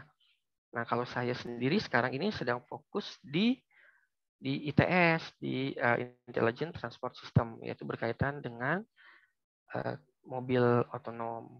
Gitu. Ya, itu juga tidak fokus untuk membuat mobil otonomnya, tapi membuat routing cerdasnya, mekanisme routing cerdas, sehingga suatu kendaraan itu bisa berkomunikasi dengan kendaraan lainnya secara otomatis. Seperti itu. Jadi saya fokusnya di situ. Nah, jadi saya juga bukan ahli di semua bidang ini ya. Ini semua untuk gambaran. Gitu. Lanjut lagi. Ya, untuk mengakomodir tadi kebutuhan tentang aspek pengembangan karir, kemudian bidang-bidang minat di AI, maka di Universitas Trilogi, khususnya di Prodi Teknik Informatika, kita ada beberapa kepeminatan. Kalau dulu kita sebutnya komunitas ya, seperti tadi Mas Aldi sudah bilang, bentuknya adalah komunitas. Nah, sekarang mungkin kepeminatan ya, jadi lebih bisa fokusnya ke Internet of Things, yang bagi teman-teman yang suka untuk yang berkaitan dengan Internet of Things, rekayasa perangkat lunak, ya. Nah, sistem cerdas. Nah, sistem cerdas ini merupakan fokusnya tadi di kecerdasan buatan. Kemudian mungkin teman-teman yang suka augmented reality dan multimedia termasuk game mungkin bisa bergabung di bidang kepeminatan ini. Oke, kenapa dibuat seperti ini? Karena tadi Mas Aldi juga bilang tuh kalau bisa kita fokus punya satu keahlian, tapi kita jago banget gitu di situ. Sehingga keahlian itu sebenarnya bisa dipakai loh pada banyak bidang gitu. Ya, kita bisa di developer Android gitu misalnya. Mas Aldi bisa pakai untuk di fintech, bisa pakai untuk di televisi gitu ya. Mungkin untuk di tempat yang lain dan sebagainya. Ya, jadi seperti itu. Gitu. Nah, lanjut untuk mempersingkat waktu nih. Nah, ini adalah tips studi S1 di masa pandemi gitu. Biasanya kalau saya ngajar di metodologi penelitian, malah justru banyak membahas atau lamanya tentang ini nih gimana caranya kita belajar gitu ya. Tapi kalau di metodologi penelitian itu bagi teman-teman yang udah mau lulus ya. Nah, jadi untuk bagi yang baru masuk, saya mau berbagi tips. Dimana kalau di pandemi ini kan kita sekarang PJJ gitu. Nah, yang pertama adalah perbanyak eksplorasi bidang yang dipilih gitu dengan cara membaca dan melakukan brainstorming. Saya contohkan tadi kalau misalnya teman-teman suka AI, ini ada sub bidang AI-nya, teman-teman jangan langsung diahlikan dulu di sini. Cari dulu, baca dulu, ya, eksplorasi dulu mana bidang-bidang yang memang teman-teman sukai, gitu. Kalau bisa dicintai, gitu ya. Jadi kalau udah dicintai itu nggak bakal berubah lagi, gitu, ya. Nah itu temukan, ya, temukan di awal, di awal dengan cara apa? Dengan cara membaca dan melakukan pencatatan kreatif, saya sebutnya brainstorming sih ya, gitu. Temukan sedini mungkin bidang minatmu, lalu udah tetap di situ dan jagoin gitu ya, dibuat pastikan you become the master of it gitu. Jadi itu kamu jago di situ. Nah itu lebih berharga ya daripada pengetahuannya setengah-setengah seperti itu. Lalu kalau bisa dari awal sedini mungkin sambil nanti nunggu waktu kuliah, buat yang namanya perencanaan studi dan targetnya secara periodik. Misalnya per 1 semester atau per 1 tahun. Saya targetnya apa? Apa keluarannya yang ingin saya capai? Kalau saya dapat memenuhi target, saya dapat hadiah. Berikan hadiah untuk dirimu sendiri gitu ya. Kalau gagal, saya harusnya gimana? Kayak gitu-gitu. Itu ringan, tapi sangat mempengaruhi langkah kita ke depan. Nah, karena biasanya kalau kita berjalan tanpa perencanaan, tanpa tujuan yang jelas, nanti kita bakalan bingung, tertarik sana sini, ya seperti itu. Keempat yaitu adalah pelajari waktu dan cara belajar. Pelajari waktu dan cara belajar terbaikmu. Jadi karena kita belajarnya di rumah dan cara belajarnya udah sedikit berubah gitu. Jadi kita harus tahu, kita harus trial error dulu dalam beberapa waktu. Kira-kira waktu belajar apa ya? Waktu belajar kapan gitu ya? Kapan waktu belajar yang paling cocok untuk saya? Mungkin di pagi hari, mungkin di siang hari, mungkin di sore hari, mungkin di malam hari.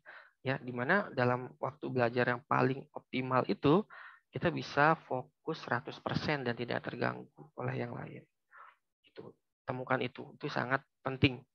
Kedua adalah cara belajar terbaiknya. Nah, kalau saya suka cara belajar berdiskusi, tapi karena nggak ada yang berdiskusi dalam masa pandemi ini, sehingga kita harus cari teknik-teknik belajar, kita harus lebih kreatif cari teknik belajar yang memang sesuai sama kita. Itu seperti Pomodoro dan lain sebagainya gitu ya. Atau teman-teman nanti bikin teknik belajar sendiri seperti apa yang paling cocok sama kita. Dapatkan itu. Karena penentuan waktu belajar dan teknik belajar membuat kita lebih menyukai apa yang kita pelajari dan termotivasi lagi untuk stick on planning. Jadi kita lebih pengen punya motivasi untuk bisa memenuhi perencanaan itu. Gitu. Terus yang terakhir, jangan menunda, oke? Jangan minimalisir menunda tugas dan sebagainya. Dan jangan lupa olahraga dan nikmati perjalanan studimu. Itu karena memang ada faktor-faktor non teknis yang kadang mempengaruhi. Salah satunya adalah mood. Ya, kalau kita moodnya lagi nggak naik turun, temukan dulu solusinya sehingga kita bisa belajar dengan lebih cepat, lebih efisien gitu ya. Seperti misalnya kalau saya lagi nggak mood, biasanya saya jalan kaki kemana gitu, atau saya naik sepeda kemana gitu ya. Saya ambil waktu setengah hari untuk jalan-jalan, berpikir. Kadang ide itu muncul pada saat kita keluar rumah, kena sinar matahari, bergerak, dan sebagainya. Ya, itu kalau saya. Teman-teman mungkin bisa berbeda. Seperti itu. Nah, itu uraian singkat saya tentang materi pada sore hari ini. Saya berharap nanti ada pertanyaan-pertanyaan sehingga kita bisa membahasnya lebih dalam lagi.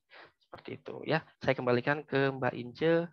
Terima kasih. Selamat sore.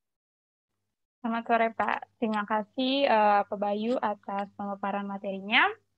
Baik teman-teman, kita masuk ke agenda berikutnya yaitu sesi tanya jawab. Saya ingatkan lagi kepada teman-teman semuanya, jika teman-teman memiliki pertanyaan, bisa langsung ditulis di kolom chat dengan format nama underscore pertanyaannya untuk ditujukan kepada narasumber 1, 2, atau 3. Kemudian silakan untuk menuliskan pertanyaannya. Baik, di sini saya akan membacakan beberapa pertanyaan yang sudah ada di kolom chat. Pertanyaan pertama dari Kak Reza Chandra untuk Kak Aldi nih. Pertanyaannya adalah bagaimana kalau udah lulus terus kita ditawarin project freelance tapi kita udah diterima kerja. Apakah mungkin Kak Aldi pernah ngalamin, terus rekomendasinya bagaimana? Apakah diterima? Oke, itu untuk pertanyaannya, Kak. Mungkin bisa langsung dijawab, Kak. Oke, tadi pertanyaannya kalau udah kerja pernah nerima freelance nggak gitu ya? Iya, benar. Pernah banget itu, pernah banget. Cuma ya tergantung kitanya sih, kita bisa manage waktunya apa enggak gitu. Karena kan kalau dari kantor sendiri kan mereka pengennya ya udah waktunya buat kantor gitu. Sabtu Minggu istirahat, kita dikasih istirahat ya buat istirahat gitu. Cuma ya banyak sih yang kayak gitu yang nerima freelance, termasuk saya juga lumayan sering nerima freelance gitu. Ya lumayan sih buat nambah-nambah, tapi tergantung kitanya juga bisa nggak mengatur waktunya gitu. Jangan sampai begadang, apalagi di hari kerja ya, di weekdays, sampai ganggu pekerjaan itu sangat tidak disarankan gitu. Kalau memang kalau saran dari saya sih, mungkin kalau nerima freelance itu dilihat dari ininya dulu sih, proyeknya apa. Kalau misalnya proyeknya besar, ya dipikir-pikir dulu gitu. Ya mungkin bisa, boleh ambil, cuma ajak teman gitu, jangan sendiri juga. Kalau sendiri ini juga waktunya kan susah juga. Paling kalau ngerjain Sabtu Minggu juga ini kan kita butuh istirahat juga kan dari weekdays itu. Ya tergantung kitanya juga sih. Kalau saya sih biasanya ngajak teman gitu, ngajak ya 2-3 orang gitu. Itu sih kalau dari saya. Oke, baik. Berarti balik lagi ke kita ya, gimana sih manage waktunya ya. Iya. Oke, baik. Ini lanjut lagi nih Pak, ada pertanyaan lagi dari Kak Doni Wijaya. Pertanyaannya, kalau setelah lulus nih Kak, gampang cari kerjanya nggak? Nah, itu Kak. Nah, itu balik lagi ke kitanya sih. Seperti tadi Pak Bayu juga udah nyinggung soal peminatan. Sebaiknya memang dari kuliah itu kita udah set nih minat kita mau di mana, mau di AI, mau di web, di mobile, atau data mining, atau security system, atau yang lainnya gitu, atau UI UX atau QA atau apa gitu. Itu sebaiknya dari masa kuliah itu udah di set sih kita minatnya mau apa. Nah, kalau udah ketemu misalnya kayak saya nih mobile apps gitu, ya udah dalemin di situ gitu. Jadi nanti pas udah lulus gampang gitu nyari kerjanya. Jadi kita nyari kerjanya juga fokus di bidang Android aja ya, Android atau iOS gitu, atau mobile apps. Nah, kalau udah ketemu peminatannya, kuasai ininya, materinya, kuasai codingannya juga, karena sepengalaman saya itu kalau nyari kerja itu kita dites mulai dari codingan, terus nanti codingan, misalnya disuruh bikin mini project, kalau saya kan mobile apps biasanya disuruh bikin mini project. Nah, kalau dari situ udah lulus, dinyatakan lulus, ntar interview sama user, interview sama ininya langsung, biasanya manajernya langsung, manajer IT-nya. Nah, di situ ditanya lisan tuh mengenai teori-teori, terus ya seputar apa yang kita apply lah, apa yang kita lamar. Kalau saya kan mobile apps, ya berarti seputar mobile apps gitu.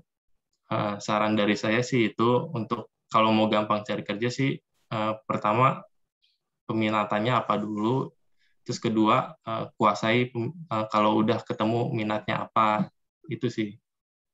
Kalau udah gitu, insya Allah gampang sih nyari kerjanya. Oke, berarti harus tingkatin skill ya selama berkuliah di sini biar pas Betul. lulus itu udah ini ya, udah master ya Udah kata Pak siap lah. Bayu, master di bidangnya. Oke. Oke, baik. Terima kasih Kak Aldi atas jawabannya. Kita masuk untuk pertanyaan berikutnya itu dari Kak Maulana, ditujukan untuk Bapak Yada Rabullah. Ini Pak Yada masih ada? Halo Pak. Halo, Oke, ya masih ya. Oke, ini Pak ada pertanyaan. Pertanyaannya adalah untuk teknik informatika kelas karyawan dan sudah bekerja, apakah harus melakukan PKL? Oke Pak, bisa ya. dijawab. Untuk teman-teman yang dari kelas karyawan, itu PKL-nya akan diakui menjadi konversi, sehingga tidak perlu lagi mengambil PKL ya, karena kan sudah dianggap bekerja ya. Nah, cuma nanti pada saat pengambilan RS atau SKS itu tetap harus mencantumkan PKL, karena nanti kan itu buat pelaporan kita ke inti. Jadi intinya untuk teman-teman yang dari karyawan, PKL-nya nggak perlu dilakukan ya, karena sudah kita konversi dari pekerjaan kalian ya. Tapi kalau misalnya mau PKL juga nggak apa-apa. Oke, jadi nggak apa-apa ya Pak. Oke, baik. Terima kasih Pak Yada. Ini ada pertanyaan berikutnya lagi dari Kak Fajar. Apakah organisasi UKM di masa pandemi masih aktif? Oke, ini untuk di Universitas Trilogi ya. Kalau itu mungkin saya bisa bantu jawab kali ya. Oke, jadi untuk Mas tadi Kak Fajar ya, organisasi UKM di Universitas Trilogi masih tetap berjalan selama masa pandemi. Contohnya kalau itu ada Trilogi Choir, terus ada UKM-UKM lain yang tetap berjalan meskipun dalam masa pandemi ini. Nah, di sini juga selain UKM kita punya juga ada organisasi komunitas, ada Google Developer Student Club yang tetap berjalan juga selama pandemi ini dengan mengadakan seperti webinar, workshop, dan lain-lain. Ada juga untuk Himatika, Himpunan Mahasiswa Teknik Informatika Universitas Trilogi yang cukup aktif selama masa pandemi ini dengan mengadakan webinar dan sebagainya. Jadi untuk pertanyaannya, untuk organisasinya tetap aktif ya. Oke, baik. Untuk pertanyaan berikutnya dari Kak Doni Wijaya untuk Pak Bayu, pertanyaan untuk Pak Bayu. Pertanyaannya adalah, saya tertarik belajar tentang AI, tetapi bingung harus mulai dari mana dulu ya Pak? Apakah harus belajar ilmunya dulu sampai dalam atau langsung pakai software-nya Pak? Oke, mungkin bisa langsung dijawab oleh Pak Bayu. Pertanyaannya tricky banget ya. Kalau saya bilang, lihat hasil akhirnya dulu gitu biar termotivasi gitu misalnya. Itu nanti begitu dia mencoba di awal biasanya galau ya. Jadi, ternyata waktu sampai ke sana nggak semudah yang dibayangkan gitu ya. Jadi tadi itu top down. Jadi kita ngelihat ujungnya, terus kita mulai belajar dari awal. Apapun langkahnya, sebenarnya kita belajar dari dasarnya dulu gitu. Ya, tadi saya sudah kasih tuh dasar ilmu pengetahuan, dasar ilmu yang ada di kurikulum kita di TI yang memang menjadi dasar untuk pengembangan AI ke depannya. Nah, jadi kalau kita mau belajar AI, walaupun nih sekarang misalnya udah banyak software yang mempermudah itu, tetap loh kita harus punya kemampuan untuk bagaimana memodelkan misalnya suatu permasalahan. Ya, jadi kan kalau kita mau membuat suatu aplikasi pasti untuk menyelesaikan suatu permasalahan gitu ya. Nah, masalah itu kan biasanya ada banyak sisi. Ya, bisa ada banyak variabel yang harus diukur, gimana caranya hubungan antar variabel itu. Lalu baru kita buat metode AI apa yang cocok untuk menyelesaikan kasus itu. Nah, dasar-dasar itulah yang harus yang membutuhkan dasar logika yang kuat. Karena kan kita ilmu komputer ya. Ilmu komputer itu biasanya 0-1 gitu. Kita akan ngomongin 0 atau 1 sepanjang kita kuliah gitu.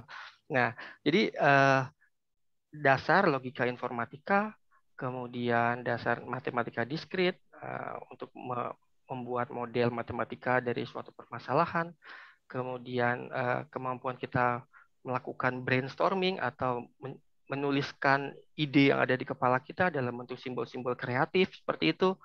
Nah, itu dasar yang berharga sekali sehingga itu akan menimbulkan mood kita. mood kita untuk mau mencoba banyak hal di bidang AI itu, ya. Jadi gini, oh aku udah bisa loh, aku udah bisa bikin flip-flop sederhana gitu. Wah, aku mau cari bidang AI nih yang memang dasarnya tuh ada kaitannya dengan flip-flop sederhana gitu misalnya. Kita udah punya background-nya, kita punya basic kemampuannya, jadi kita bisa lebih pede mengambil suatu masalah yang memang nanti ada kaitannya dengan AI itu. Dan itu saya pikir nggak hanya di AI ya, tapi di banyak bidang seperti itu juga gitu. Misalnya kalau di IoT juga mungkin untuk di microcontrollernya seperti itu, ya kan? Atau mungkin setting di jaringannya. Nah, itu kan dasar-dasar yang memang harus dipelajari dari sedini mungkin gitu. Nah, jadi tips dari saya kalau kita mau belajar AI ataupun yang lain, kita boleh baca dulu secara umumnya ya untuk bisa tahu kita kira-kira sukanya di mana. Kalau nanti sukanya berubah nggak apa-apa ya. Tapi kita udah tahu basic yang yang kita sukai walaupun nanti berubah-berubah. Terus kita mulai belajar otomatis. Salah satu yang nggak bisa saya jelaskan adalah kalau kita udah menyukai suatu hal, kadang kita diarahkan untuk mempelajari ilmu yang berkaitan dengan itu ya automatically, dan saya nggak bisa kasih tahu kenapa karena saya juga merasakan hal yang sedemikian itu gitu. Oke, baik Pak. Terima kasih atas jawabannya. Oke, kita lanjut lagi nih, pertanyaan masih untuk Pak Bayu. Pertanyaan adalah, untuk bisa membuat AI dengan perintah suara dan sensor gerakan itu perlu apa aja, Pak? Wow, ini udah teknis sekali ya gitu ya. Perintah suara dan gerakan itu untuk kasus apanya ya kan, untuk Ya. kasus apa gitu. Misalnya untuk kendaraan otonom ya kita harus membutuhkan, ini misalnya untuk mobil otonom saya fokuskan gitu ya, berarti kita eh, yang pertama ya microcontrollernya, kemudian sensor yang berkaitan dengan suara tadi. Dan apa tadi? Suara dan apa? Gerak ya? Gerak, ya, sensor Gerak itu gerakan. misalnya seperti itu. Kemudian sistem kontrol kendaraannya ya. Jadi sistem kontrol ini juga ilmu sendiri gitu ya.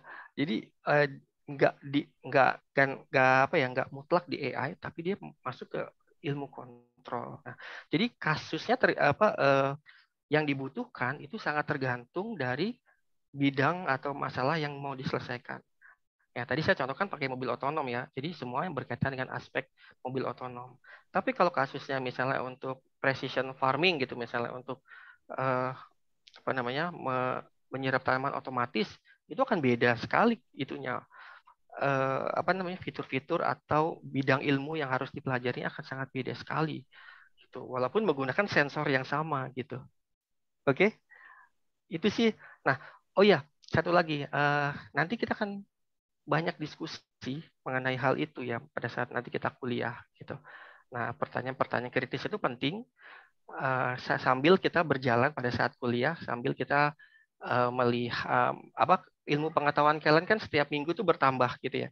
Jadi nanti diskusi kita akan semakin nyambung seiring dengan kemampuan kalian yang juga semakin bertambah setelah kuliah itu. Oke, jadi step by step ya. Gitu. Oke, baik Pak. Ini masih untuk pertanyaan berikutnya, masih untuk Pak Bayu juga. Ini pertanyaan dari Ahmad Muzaki. Pertanyaannya itu, apakah ada contoh proyek mengenai kolaborasi AI dan IoT, Pak? Wah, ini kalau Kolaborasi AI dan IoT, bisa Pak.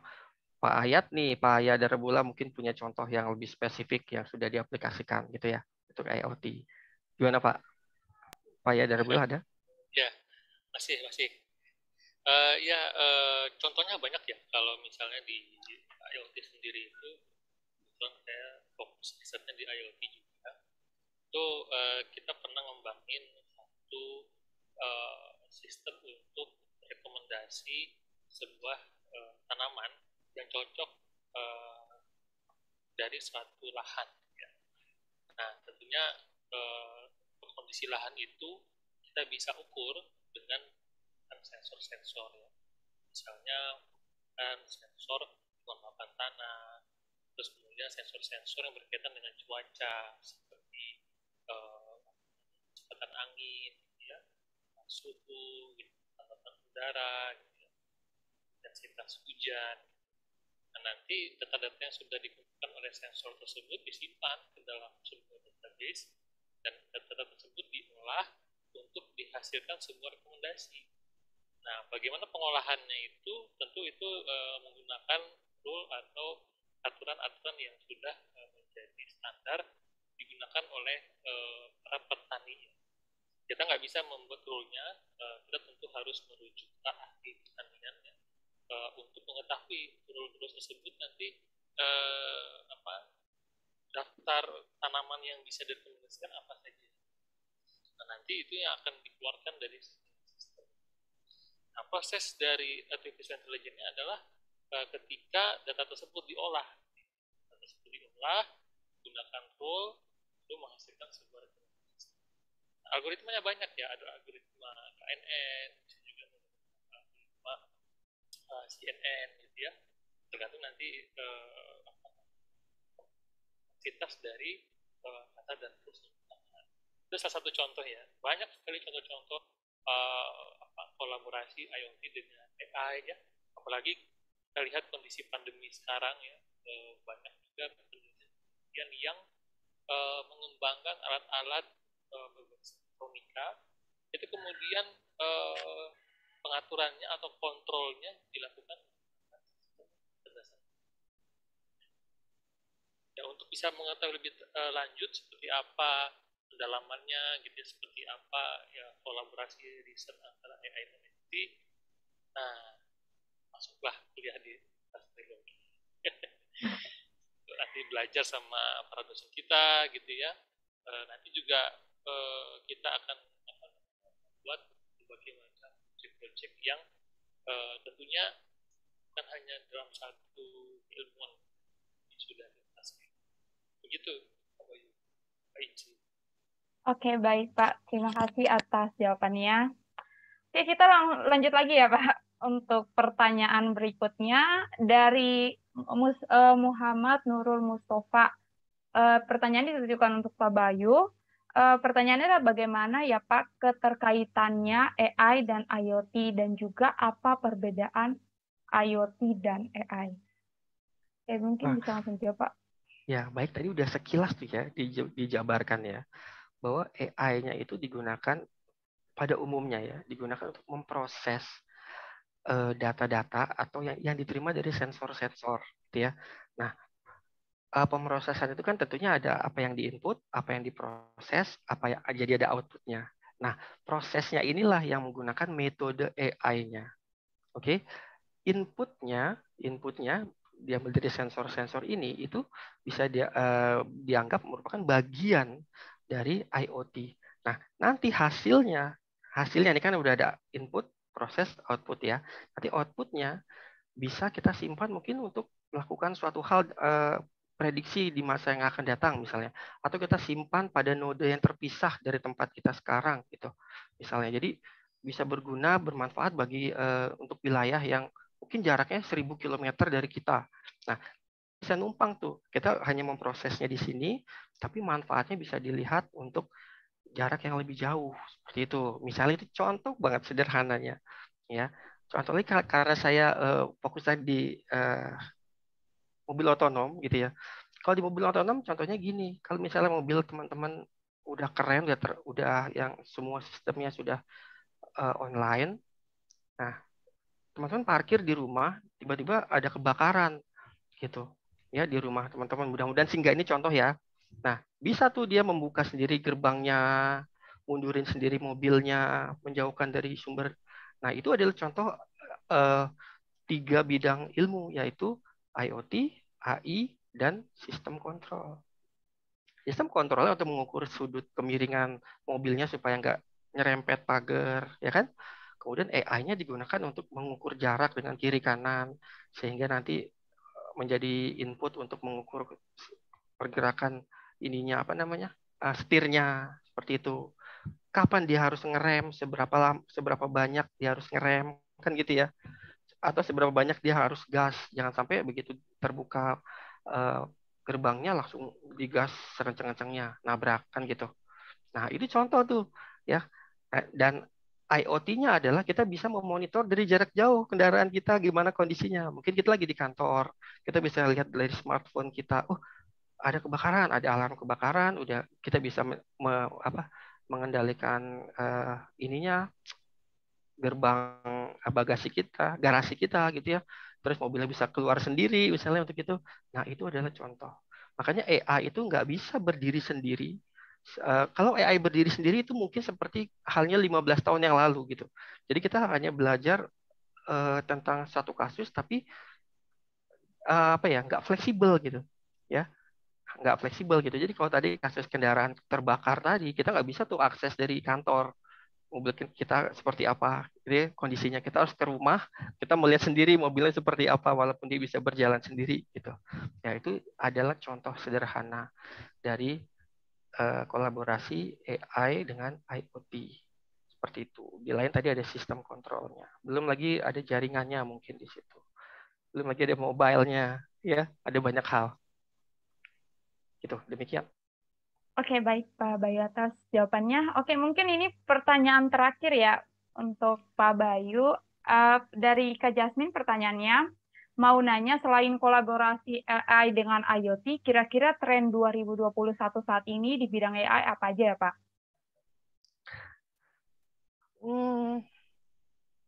Saya nggak mau bahas yang 2021. Saya mau bahasnya 2045. Wah, depannya. Saya Baik, mau Pak. bahasnya sampai 2045, yaitu berkaitan dengan climate change. Oke, kolaborasi AI dan IoT gitu ya, yang berkaitan dengan climate change sampai 2045 ya. Nah, misalnya gini, untuk bidang transportasi aja sekarang udah banyak mobil pakai baterai ya, udah nggak pakai bensin lagi, udah mulai booming lagi. Terus mobil itu udah cerdas, jadi dia udah bisa mengarahkan sendiri tempat-tempat yang memang nggak macet. Seperti itu. Ya, karena apa? Mobil baterai kapasitasnya terbatas, dia hanya bisa milestone-nya apa? Dia bisa berjalan itu hanya terbatas sekali, nggak kayak mobil bensin. Jadi dia harus pinter mencari jalur-jalur yang memang bisa dia lewati sehingga dia bisa optimasi baterainya itu. Nah, itu contohnya. Ya, jadi salah satu contoh yang bakalan booming itu adalah kemampuan kendaraan otonom. Ya, kedua adalah intelligent transport system. Jadi kolaborasi antara mobil dengan sinyal misalnya lampu merah gitu ya, dengan kebutuhan suatu lingkungan lagi, misalnya satu area yang sedang macet, berapa lama lampu merahnya nyala dan sebagainya. Kayak gitu. Kalau di Indonesia mungkin punya TMC gitu ya. TMC tapi belum secanggih, belum ITS sih gitu. Nah, jadi itu akan jadi tren ke depannya gitu. Kemudian karena itu juga berkaitan dengan climate change. Kemudian nanti ada yang berkaitan dengan urban farming, optimasi pertanian di kota besar di mana sumber dayanya udah makin sedikit tapi harus efisien, air dan sebagainya, tidak boleh pakai bahan bakar. Seperti itu. Ya. Nah, itu kalau kita ngeliat gambarnya itu terasa keren ya. Padahal sepertinya untuk membuat satu riset itu kita nggak bisa, itu terdiri dari puluhan sampai ratusan riset bisa sampai intelligent transport system itu ya. Kalau kita membuat skripsi misalnya, kita mungkin hanya bisa membuat jadi bagaimana mengefisiensikan misalnya baterai kendaraan dalam kondisi misalnya banjir atau macet atau apa. Itu udah satu kasus. Nah, itu nanti udah jadi, akan digabungkan dengan riset yang lain, akan digabungkan dengan riset yang lain gitu ya. Itu jadi satu kesatuan sistem yang utuh. Ya, makanya di TI itu namanya sistem cerdas, karena itu udah jadi sistem ya, bukan jadi artificial intelligence atau kecerdasan buatan, tapi sudah menjadi sistem cerdas. Bidangnya apa? Terserah nanti teman-teman yang menentukan mau dipakai di bidang apa. Agriculture, sport, education, dan lain sebagainya. Kayak gitu. Oke, baik. Terima kasih Pak Bayu atas jawabannya. Oke, jadi teman-teman itu merupakan jawaban terakhir untuk pertanyaan untuk hari ini. Mohon maaf kepada teman-teman yang pertanyaannya sudah dituliskan di kolom chat, tapi belum sempat untuk dijawab oleh narasumber kita pada hari ini. Jangan khawatir, karena pertanyaan teman-teman itu akan kita bahas di lain waktu. Nanti minggu depan akan ada lagi IT Pre-University Program untuk yang kedua. Jadi teman-teman bisa untuk mendaftar untuk membahas lagi gitu untuk pertanyaannya. Baik, kita masuk ke agenda berikutnya yaitu sesi foto bersama. Diharapkan kepada teman-teman semua untuk mengaktifkan kameranya. Halo teman-teman, ini udah pada tidur ya? Belum mandi, Kak. Wah, belum mandi ya? Nggak apa-apa, nggak apa-apa. Pakai filter. Bisa apa? Oke, bisa lah, Aldi. Oke, Zaki, udah siap ya? Oke. Oke, teman-teman yang lain nih, ayo. Ini pada semangat kan ya? Ayo. Wah, yang lain masih pada malu-malu nih. Oke, mungkin kita mulai langsung saja ya. Oke, dalam hitungan ketiga, 1, 2, 3. Oke, sekali lagi coba trilogi. Gini tangannya. Kelihatan nggak ya? Oh ya, kelihatan. Oke, 1, 2, 3. Oke, slide berikutnya. Oke, sudah selesai. Oke, ya, oke, baik. Terima kasih kepada teman-teman semuanya. Oke, baik. Sekarang kita sudah ada di penghujung acara pada hari ini, yaitu IT Pre-University Program pertama dengan topik Tren Perkembangan Artificial Intelligence dan IoT. Saya sebagai perwakilan dari panitia mengucapkan terima kasih sebesar-besarnya kepada narasumber kita, ada Pak Bayu, ada Kak Aldi, ada Bapak Yodara Pula juga, dan juga terima kasih kepada seluruh peserta webinar pada hari ini yang luar biasa sampai saat ini acaranya sampai selesai, teman-teman masih tetap bersama dengan kami sampai dengan akhir acara ini. Sekali lagi terima kasih. Tak lupa pula teman-teman jangan lupa untuk mengikuti acara kami yang berikutnya, IT Pre-University Program untuk kedua, dengan topik perkembangan augmented reality yang akan dilaksanakan pada 22 Agustus tahun 2021. Nah, ini pada hari ini kita membahas tentang artificial intelligence. Nah, nanti untuk IT Pre-University Program 2-nya nanti kita akan membahas tentang augmented reality. Untuk linknya teman-teman bisa lihat di kolom chat Zoom, jadi bisa langsung untuk mendaftar. Dan jangan lupa juga untuk mengisi link absensi yang ada di kolom chat Zoom untuk keperluan mendapatkan sertifikatnya. Oke, baik. Sekali lagi, tanpa mengurangi rasa hormat, dipersilakan kepada semua pihak untuk meninggalkan ruang Zoom ini. Saya Inca Clara Mituduan, undur diri. Saya akhiri. Wassalamualaikum warahmatullahi wabarakatuh. Selamat sore semuanya. Terima kasih.